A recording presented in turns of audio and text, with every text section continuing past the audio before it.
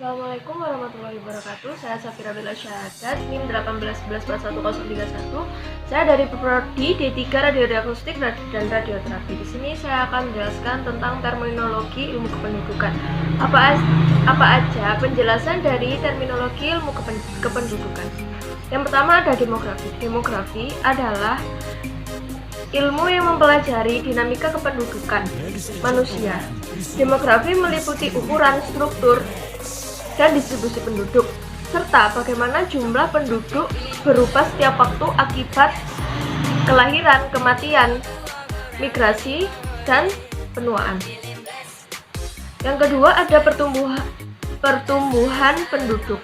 Pertumbuhan penduduk ini suatu perubahan populasi sewaktu-waktu dan bisa dihitung sebagai perubahan dalam jumlah individu dalam sebuah populasi memakai per waktu unit. Untuk pengukuran,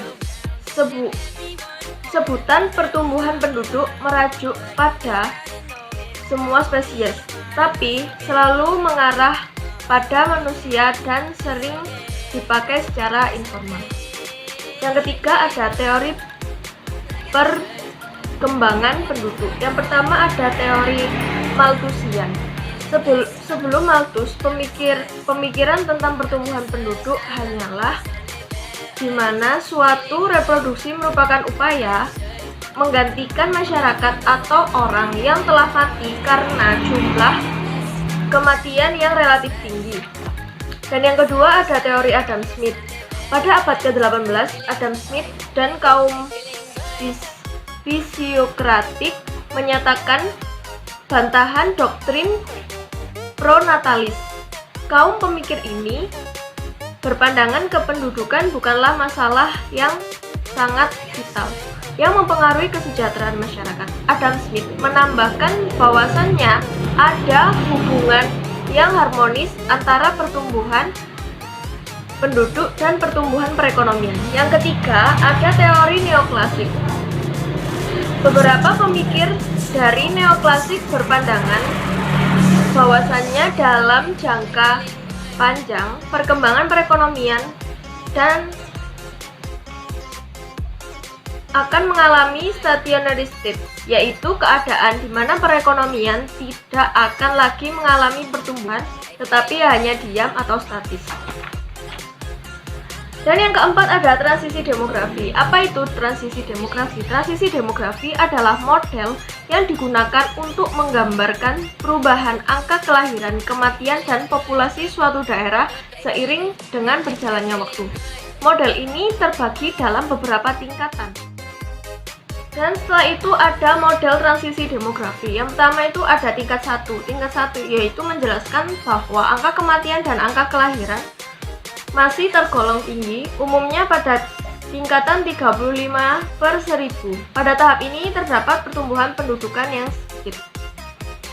Dan yang kedua ada tingkat 2. Tingkat 2 menjelaskan bahwa angka kelahiran tetap tinggi, namun angka kematian secara drastis hingga ke angka sekitar 20/1000. Pada tahap ini terjadi pertumbuhan populasi yang sangat tinggi.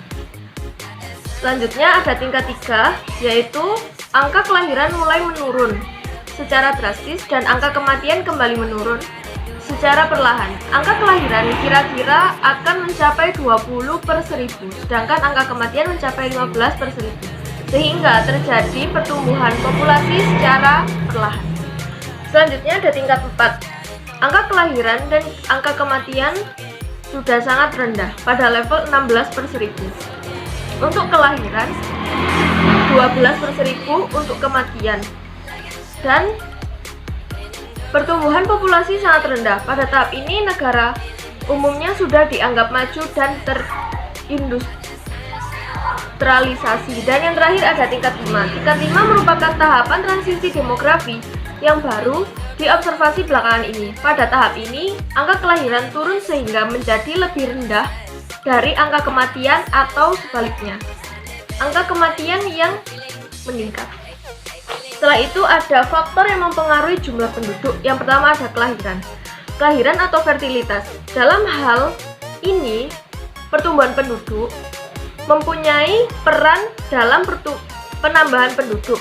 Ada beberapa faktor yang menghambat kelahiran, yaitu antinatalis, dan yang kedua ada faktor mendukung kelahiran atau pronatalis. Yang kedua ada kematian atau mortalitas. Kematian bersifat mengurangi jumlah penduduk, dan untuk menghitung besarnya angka kematian caranya hampir sama dengan angka kelahiran. Dan yang ketiga ada perpindahan atau migrasi.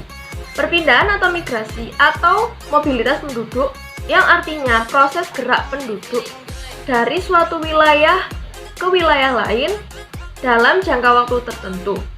Faktor-faktor yang mempengaruhi migrasi antara lain ada faktor individu, faktor yang terdapat di daerah asal, faktor yang terdapat di daerah tujuan, rintangan antara daerah asal dan daerah tujuan, daya tarik dan daya dorong di daerah asal yang mempengaruhi perpindahan penduduk. Yang pertama, ada kekuatan sentripetal, yang artinya adalah kekuatan yang mengikat orang untuk tinggal di daerah asal. Misalnya, terikat dengan tanah warisan atau daerah asal merupakan tempat kelahiran nenek moyang mereka. Dan yang kedua, ada kekuatan sentrifugal, yang artinya adalah kekuatan yang mendorong untuk meninggalkan daerah asal. Misalnya, terbatasnya pasaran kerja dan terbatasnya fasilitas pendidikan. Setelah itu, ada beberapa sumber data demografi. Sumber data demografi yang paling pokok adalah yang pertama ada sensus penduduk, yang kedua ada registrasi penduduk, yang ketiga ada survei sampel. Dan yang keempat adalah sumber-sumber lain seperti catatan atau dokumen pada instalasi pemerintah. Penduduk adalah proses pencatatan data kependudukan berdasarkan kekhususan bidang kajian serta ditujukan untuk mengumpulkan informasi secara lebih terperinci dan mendalam tentang aspek tertentu berkaitan dengan perilaku penduduk. Setelah itu ada komposisi penduduk. Apa itu komposisi penduduk? Komposisi penduduk adalah penyusun atau pengelompokan penduduk berdasarkan kriteria tertentu. Adapun kriteria yang digunakan antara lain adalah kriteria usia dan jenis kelamin, angkatan kerja, dan rasio ketergantungan. Dan yang kedua ada macam-macam komposisi penduduk. Yang pertama ada menurut usia dan jenis kelamin. Menurut faktor penting dalam pengklasifikasian komposisi penduduk, pada umumnya ada 3 bentuk susunan penduduk menurut usia, yaitu ada piramida penduduk muda, yang kedua ada piramida penduduk stasioner, dan yang ketiga ada piramida penduduk tua. Yang kedua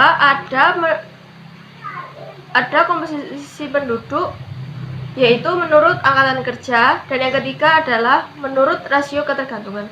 Sekian penjelasan dari saya tentang terminologi ilmu kependudukan. Apabila ada kurangnya, saya mohon maaf. Saya akhiri. Assalamualaikum warahmatullahi wabarakatuh. Wassalamualaikum warahmatullahi wabarakatuh.